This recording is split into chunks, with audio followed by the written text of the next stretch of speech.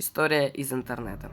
Лет 5 назад глубокой ночью раздались 4 коротких звонка в мою дверь.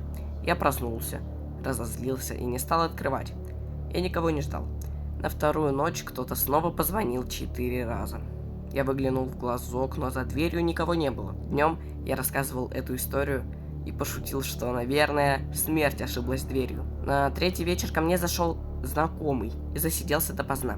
В дверь снова позвонили, но я сделал вид, что ничего не заметил.